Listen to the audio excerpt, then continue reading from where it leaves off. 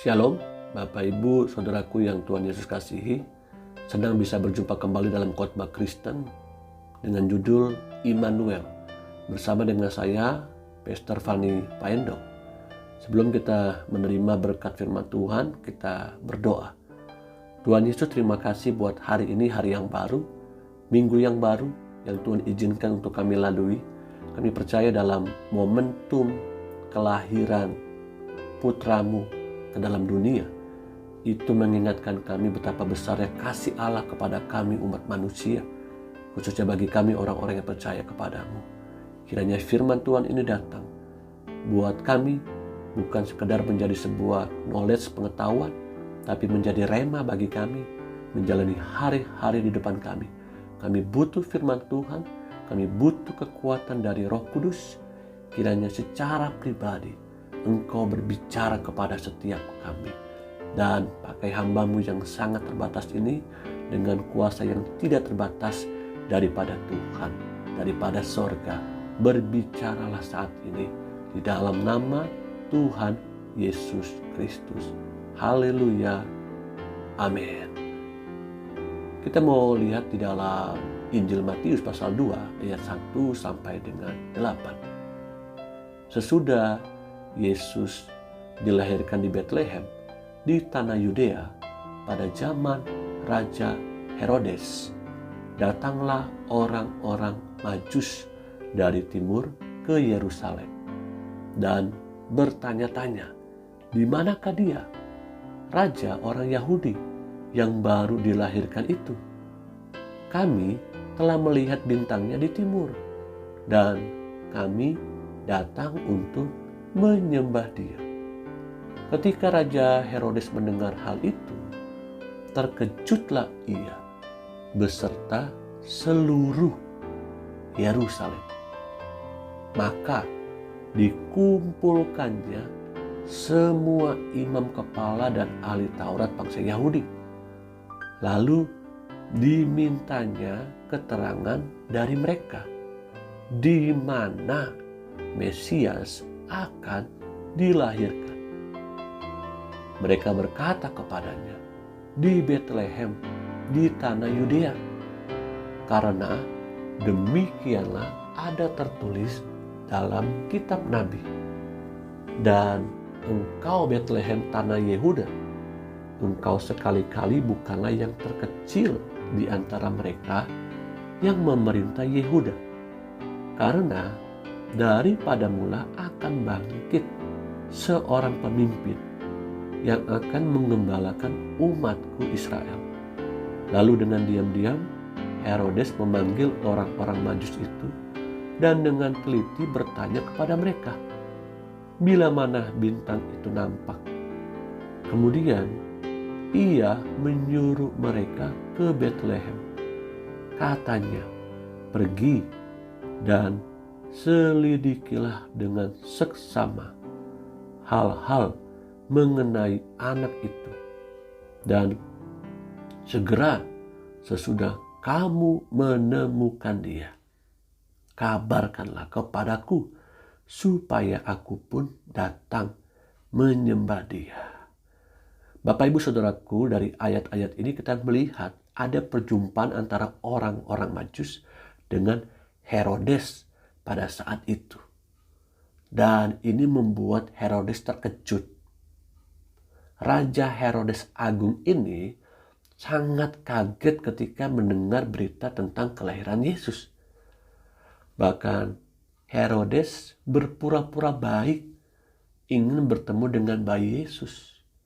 Herodes sampaikan kepada orang-orang Majus, jika engkau bertemu atau menemui bayi itu, jangan lupa memberitahukan kepadaku, supaya aku dapat menyembah juga bayi Yesus itu.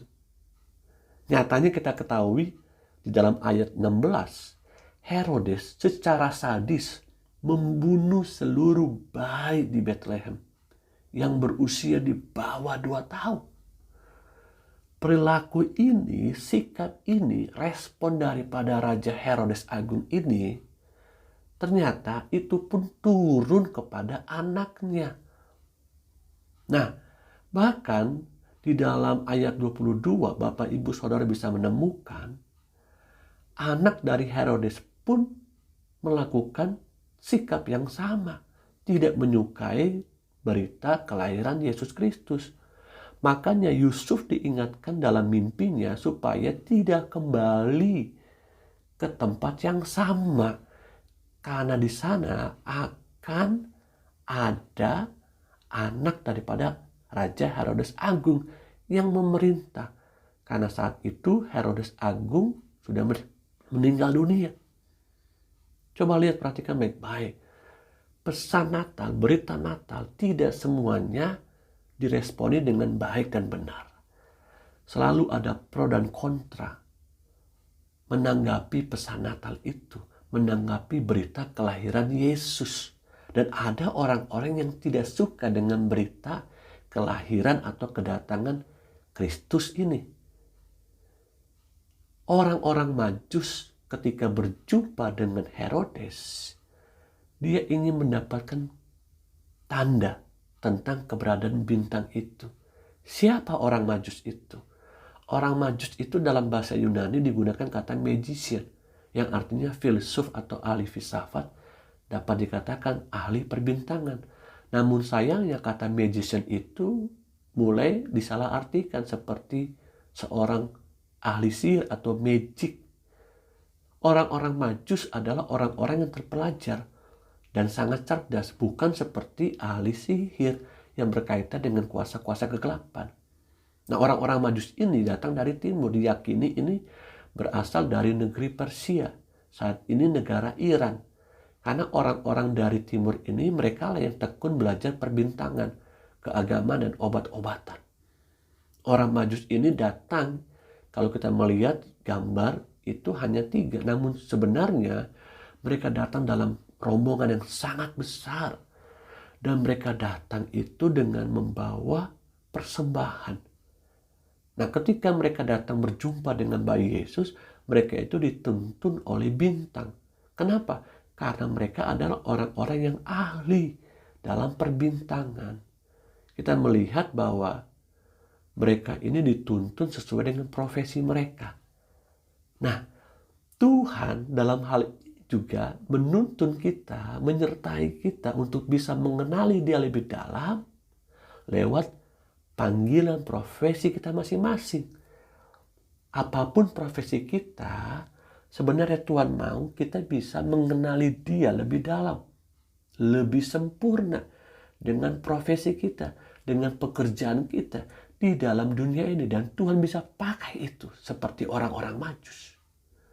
Apa yang dilakukan oleh orang-orang Majus ini ketika mereka mendengar bahwa ada seorang raja di atas segala raja yang turun ke dalam dunia ini? Yang pertama, mereka mencari informasi akan berita itu. Dengan kepintaran mereka, sesuai dengan profesi pekerjaan mereka, mereka mencari begitu banyak sumber sampai mereka bertemu dengan Herodes, mendapatkan berita tentang kelahiran raja di atas segala raja ini. Dan sungguh mereka bersuka cita ketika mereka melihat bintang itu nampak. Dan mereka menyembah bayi Yesus. Bahkan mereka tidak hanya cukup menyembah bayi Yesus, tapi mereka memberikan persembahan. Apa persembahan yang mereka berikan kepada bayi Yesus? Mereka persembahkan emas, kemenyan, dan mur. Dan emas, kemenyan, dan mur ini memiliki arti pada saat itu. Emas pada saat itu adalah sebuah barang mewah yang dimiliki oleh raja-raja. Sedangkan kemenyan itu merupakan bahan yang mudah sekali ditemukan di sana, menjadi alat buat upacara-upacara keagamaan. Dan mur juga merupakan barang yang sangat berharga konteksnya pada saat itu. Nah, emas ini adalah melambangkan bayi Yesus akan dibentuk menjadi raja luhur. Kemudian melambangkan bayi Yesus akan dibentuk menjadi imam luhur. Dan mur melambangkan bayi Yesus yang kelak akan mati bagi menebus dosa dosa manusia. Nah, dalam Matius pasal 6 ayat 19 sampai dengan 21 selanjutnya kita menemukan, janganlah kamu mengumpulkan harta di bumi ngengat dan karat merusakkannya, dan mencuri, membongkar serta mencurinya. Tetapi kumpulkan bagimu harta di sorga ngengat dan karat tidak merusakkannya, dan pencuri tidak membongkar serta mencurinya. Karena di mana hartamu berada, di situ juga hatimu berada.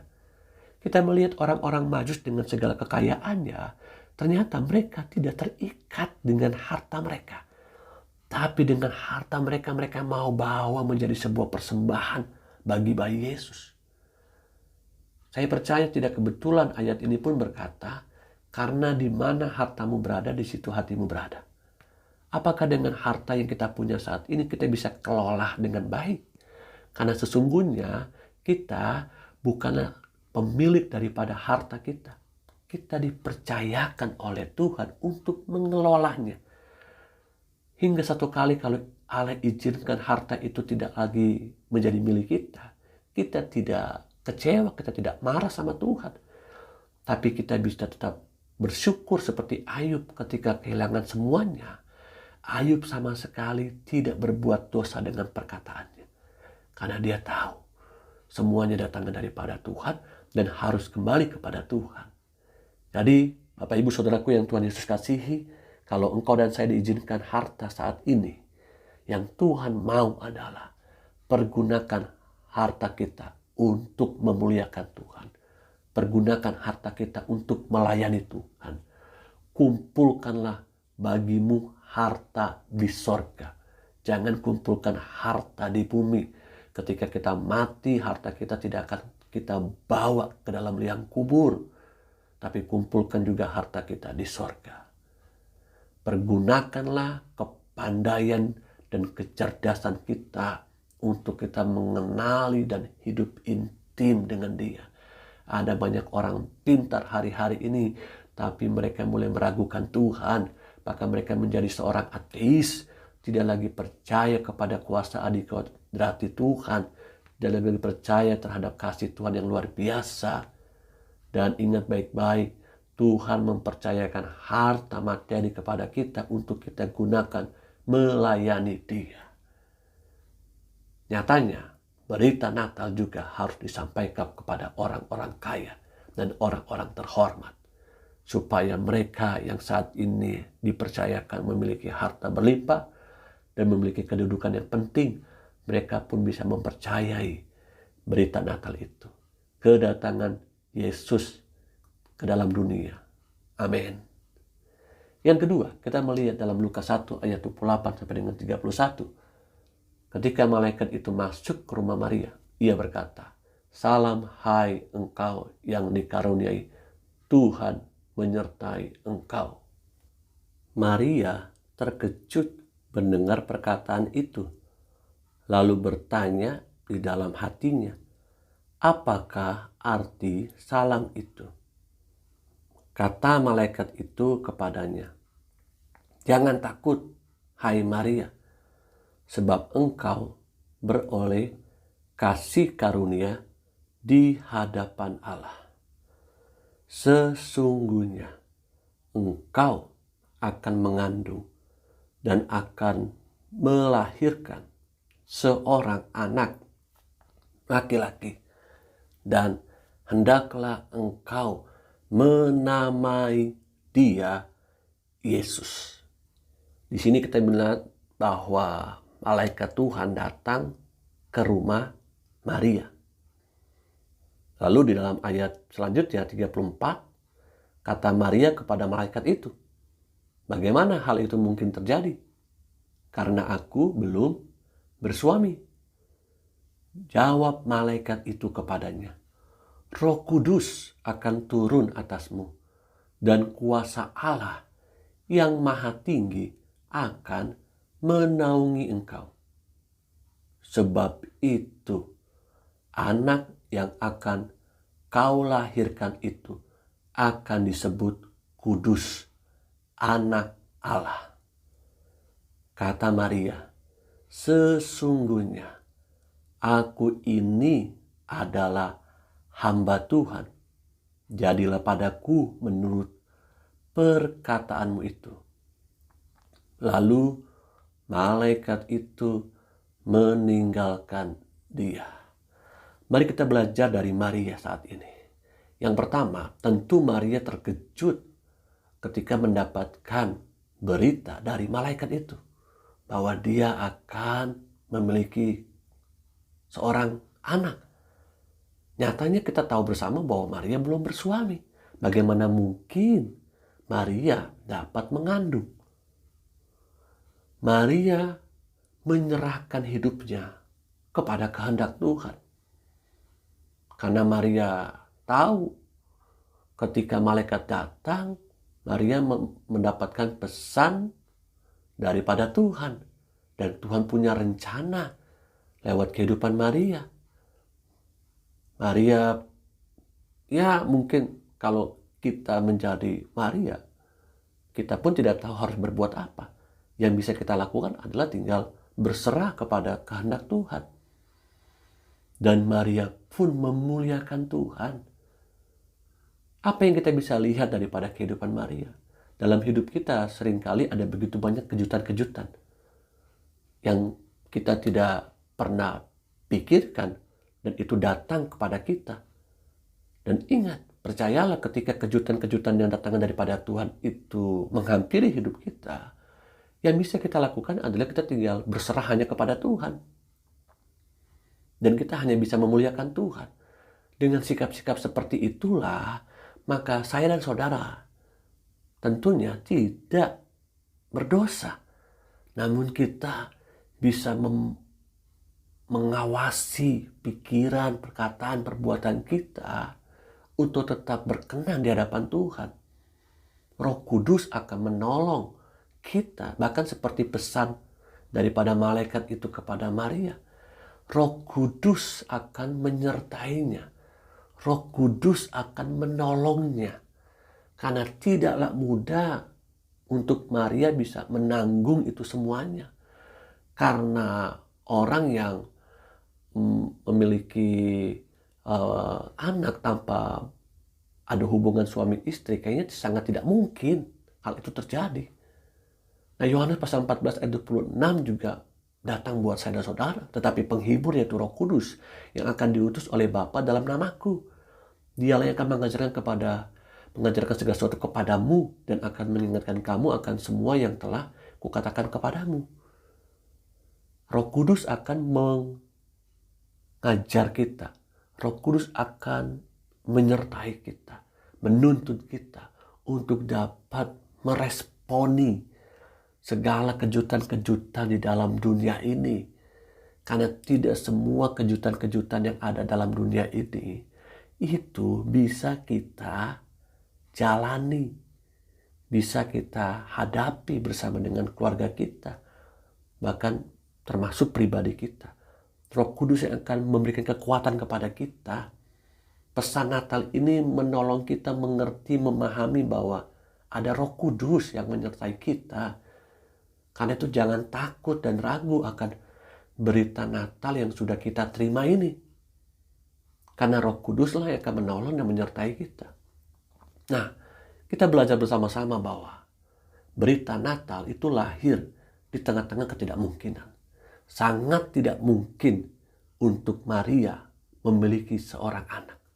Bahkan sangat tidak mungkin untuk Maria menanggung penderitaan ini.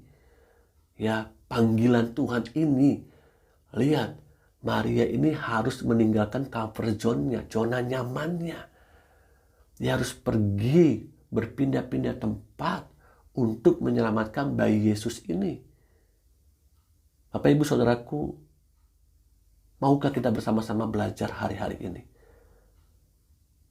Berita Natal itu menolong kita bahwa bagi Tuhan tidak ada yang tidak mungkin.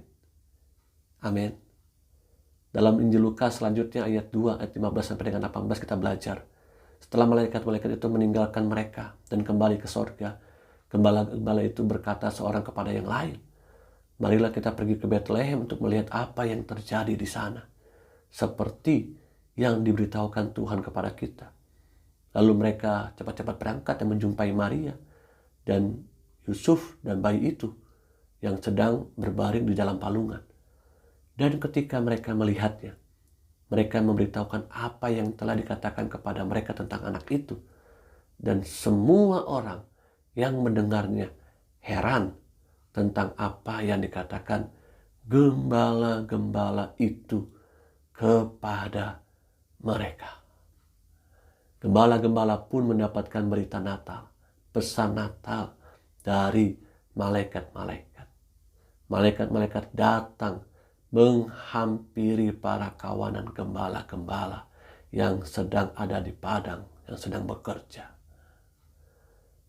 Para gembala ini ketika mendapatkan pesan daripada malaikat, mereka bukan sedang bersenang-senang atau mereka sedang santai-santai, namun mereka sedang bekerja, menjalankan tugas dan kewajiban mereka, rutinitas mereka. Ketika mereka mendapatkan pesan itu dari malaikat, mereka segera berangkat dengan cepat-cepat. Mereka tidak menunda-nunda. Karena mereka tahu bahwa inilah berita yang mereka nanti-nantikan, yang mereka harapkan. Dan lihat, mereka pun mulai menyaksikannya kepada orang lain ketika mereka mendapatkan pesan berita Natal itu. Bagaimana dengan kehidupanku dan kehidupanmu? Ketika kita mendapatkan berita pesan Natal seperti hari ini, maukah kita bersegera dengan cepat bagikan berita Natal ini, yaitu berita kesukaan, karena ada seorang yang lahir ke dalam dunia dengan kasihnya yang begitu besar dari Bapa di sorga untuk menyelamatkan manusia yang sudah berdosa. Bertindaklah dengan cepat, responi dengan cepat tentang berita pesan Natal ini, dan bagikanlah kepada orang-orang lain, kepada keluarga kita, kepada saudara kita, kepada rekan bisnis kita, orang-orang muda, kepada teman-temanmu yang ada di sekolah kah, yang ada di kampus kah. Dunia harus mengetahui pesan Natal ini. Berita Natal ini lebih besar daripada berita kesukaan yang ada di dalam dunia ini. Karena itu 1 Petrus 2 ayat 9 katakan, tetapi kamulah bangsa yang terpilih, imamat yang rajani, bangsa yang kudus, umat kepunyaan Allah sendiri, supaya kamu memberitakan perbuatan-perbuatan yang besar dari Dia, yang telah memanggil kamu keluar dari kegelapan kepada terangnya yang ajaib. Kita sudah dipilih, kita adalah imamat yang rajani dan sudah dikuduskan dengan darahnya. Kita adalah milik kepunyaan Allah sendiri. Tugas saya dan saudara hari-hari ini, beritakan perbuatan-perbuatan yang besar dari Dia itu, yang sudah memanggil kita keluar dari hidup yang penuh dengan dosa, kegelapan itu, menuju kepada terangnya yang ajaib. Ingat, pesan Natal, berita Natal itu bukan hanya milik kita, tapi milik dunia ini. Seluruh dunia harus tahu berita kesukaan ini, supaya mereka apa? Bukan sekedar mereka diselamatkan dari dosa, tapi mereka pun mengalami kelegaan dari beban hidup mereka, dari penderitaan yang mereka sedang hadapi hari-hari ini. Pandemi COVID-19 ini masih bersama-sama dengan kita. Mereka butuh kelegaan, mereka butuh berita Natal ini. Beritakan perbuatan-perbuatan yang besar dari Dia, yaitu kasih-Nya yang besar.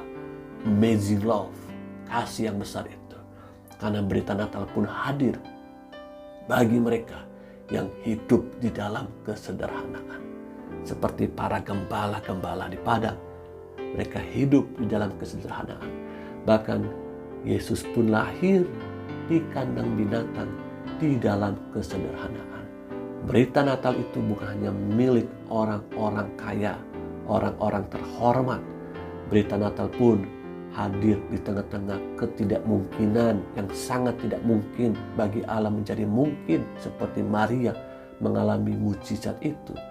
Berita Natal pun hadir bagi orang-orang yang hidup di dalam kesederhanaan, mereka yang hidup di bawah kesulitan ekonomi, pergumulan hidup, apalagi dalam menghadapi pandemi COVID-19 ini. Selamatkan mereka dengan berita Natal. Itu tugas saya dan saudara. Karena itu lewat khotbah Kristen hari ini, Immanuel, Tuhan beserta kita. Percayalah ketika kita menyampaikan berita Natal ini dimanapun kita berada, Tuhan menyertai kita. Immanuel, Tuhan beserta dengan kita. Jangan takut, bukankah amanat agung juga disampaikan buat saya dan saudara? Beritakanlah, pergilah, jadikanlah semua bangsa muridku. Mari sebelum kita mengakhiri khotbah hari ini, saya rindu berdoa buat Bapak, Ibu, Saudara. Mari buka hati kita berdoa. Tuhan Yesus, terima kasih buat firman-Mu hari ini. Immanuel, berita Natal itu bukan hanya milik bagi orang-orang kaya, orang-orang yang terhormat. Tapi berita Natal itu pun juga menjadi milik kami di tengah-tengah ketidakmungkinan dalam menghadapi pandemi COVID-19. Dan berita Natal itu juga milik bagi orang-orang yang hidup dalam kesederhanaan. Mari Bapak Ibu buka hatimu dan terimalah berkat Tuhan. Terimalah kasih karunia Allah Bapa, cinta kasih sayang putranya Tuhan Yesus Kristus, pertolongan penghibur Roh Kudus menyertai hidupku dan hidupmu hari ini sampai selama-lamanya. Yesus datang kali yang kedua. Yang terima pesan Natal ini, berita Natal ini, katakan bersama-sama dengan saya, amin, amin. Silakan bagikan firman Tuhan ini, kiranya dapat menjadi berkat buat semua yang mendengar dan melakukannya. Haleluya, amin.